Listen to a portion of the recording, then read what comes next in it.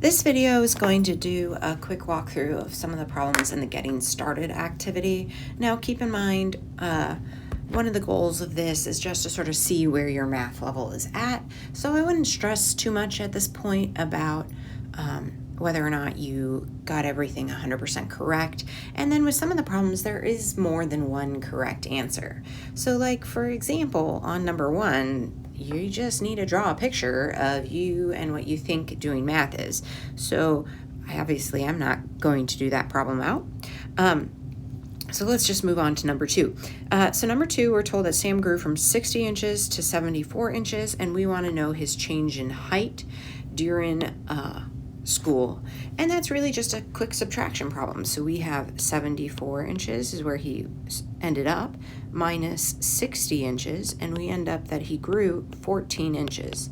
And it does ask us to write out the calculation we used. Now you'll notice to the right here on the screen, I do have a calculator pulled up. I had pre-done this problem, but I could type in 74 minus 60 and I would see it comes out to 14.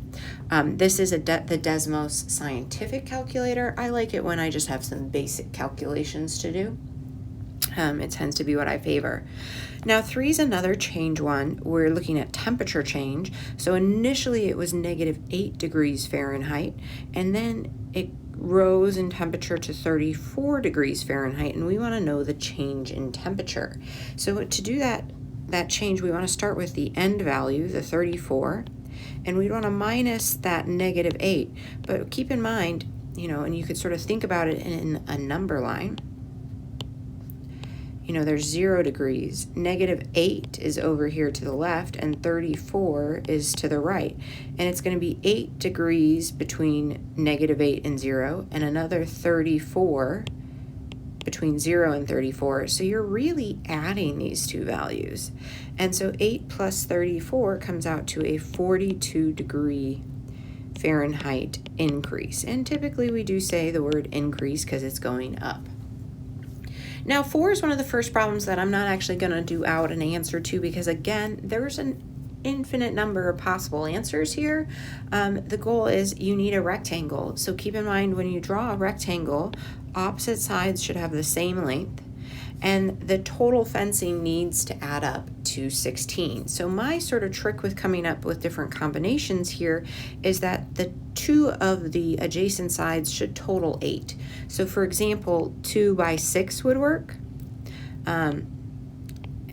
I could have a 4 by 4, I could have a 1 by 7, I could have a 3 by 5, and you might pick them because depending on what size yard you have, you might need to use a different amount of space. All of them have, different areas and sort of depending on how narrow or how wide your backyard is. All right, now when we move on to the backside, we're going to see one problem is a little more similar to what we did in class. In fact, this first problem, number 5, is just like one of the problems we did in class. So we have Aiden, he's purchasing a skateboard this time at $94.99. And it has a 5% discount and sales tax rate of 8.1%. That's sales tax in Tempe, by the way. How much will he pay for the snowboard, including discount and sales tax? So remember, step 1, we want to figure out how much is he saving. So if we find 90 or 5% of $94.99, so we would take $94.99 and times it by 0.05. So I'm going to go over to my calculator here. $94.99 times 0.05. I get that the discount was around $4.75. And so his subtotal would be $94.99 minus that $4.75.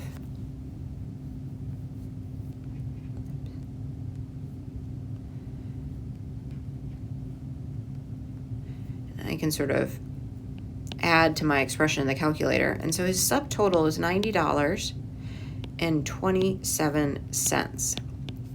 Now this is the amount we're going to pay for tax. So the total I can figure out by taking that 90.27, and I actually like to do 1.081 because it's the 100% with the 8.1% tax.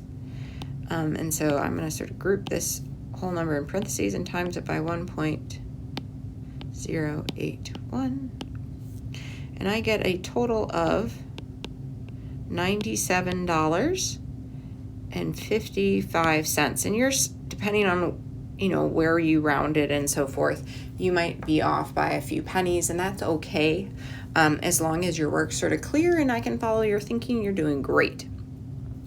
All right, the zone diet. So we have the zone diet is when you basically 40% of your meal is carbs, 30% of your meal is protein, and 30% of your meal is fats. Serena started the zone diet but loves to eat chicken McNuggets from McDonald's. Can she still order a 10-piece meal of chicken nuggets with a side of apple slices and stay within the zone diet guidelines? So basically, I want to check to see if my fat percentage, carb percentages, and protein percentages match. So what I would recommend doing first is how many total grams of everything did she eat? And, I'm keeping this pretty simple, so 24 plus 26 plus 23 plus 4. These are all my grams. Clear. Plus 26 plus 23 plus 4. And that's a total of 77 grams that were consumed of these sort of areas. So if I look at, let's start with carbs. When it comes to carbs, she had 4 in the apples and 26 in the nuggets. So that's a total of 30 grams of carbs out of that 77. So if I go 30 divided by 77,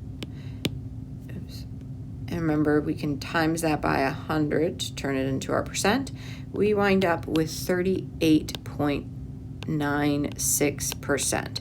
So that's pretty close to 39% if we round it a little. Okay, then we go to fat. Fat comes out to 24 out of 77 because there was no fat in the apple slices.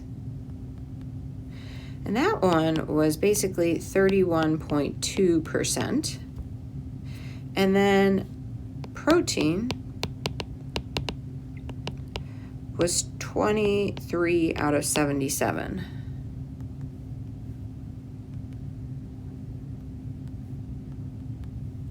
Which was about, and that would round to about 30%. So looking at these, I go, this is pretty darn close. It's not exactly perfect, but I'm looking at percents that would basically round to that 40, 30, 30. So crazy enough, eating chicken nuggets with a side of apple slices would keep us within that sort of proportional amount that you were initially looking for. Yeah, you never know. I was not expecting that when I wrote this problem, but you learn things every day. Okay, number 7 is taking 20% off each item, the same as taking 20% off the total bill. So we're going to do an example for this. So let's say item 1 costs $10, and item 2 costs $20, and item 3 costs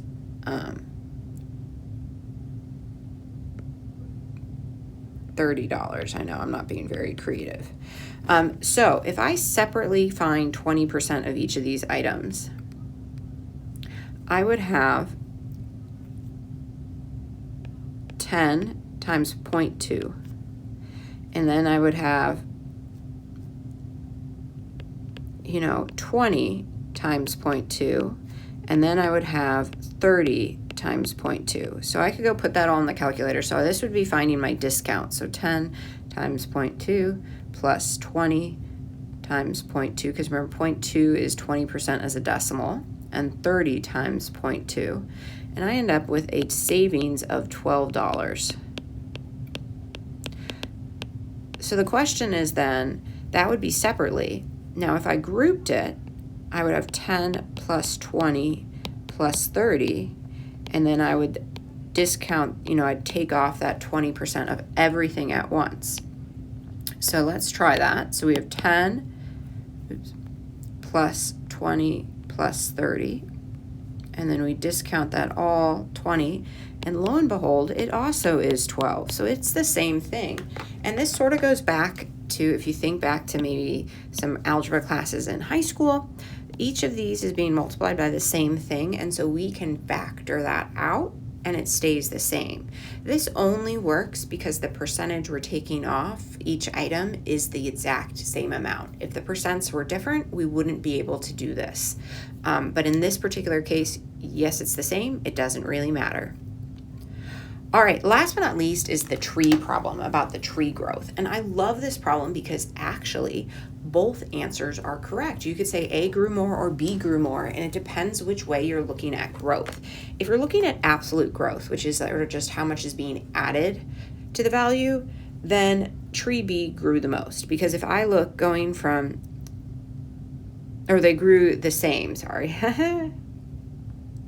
because to go from 2 meters to 5 meters, that's a growth of 3 meters from tree A. And for tree B to get from 3 meters to 6 meters is also a growth of 3 meters. So both trees grew 3 meters.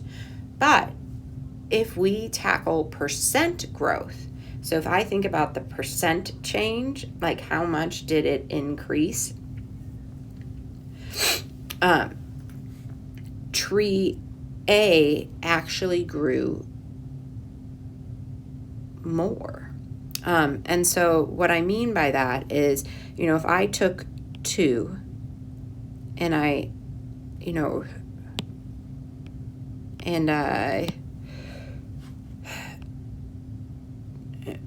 never mind. If I take that absolute change of 3 between 5 and 2 and divide it by that original value of 2, so this is sort of my change over my original, I find that tree A grew 150%. If I do the same thing with tree B, it would be that change between the two is 3 divided by those 3 gets me a growth of 100%. So it basically doubled in size. And so percent-wise, tree A grew more. Now, if you're like, oh my goodness, I didn't know percent change, don't worry. This is a little bit for me to see where you're at. We have an entire day of class devoted to percent change. So we will be coming back to that, but I just like to slip that in there that yes, we could look at percents and figure some stuff out. Now, you'll notice that I didn't actually do any of the explaining written. You should have that in your own work. I just did some of my explaining and reasoning verbally in the video. Hopefully this sort of makes you feel a little good and confident about sort of what we're doing with this first activity. Hopefully, you felt okay about it as we sort of move into some actual math lessons next week.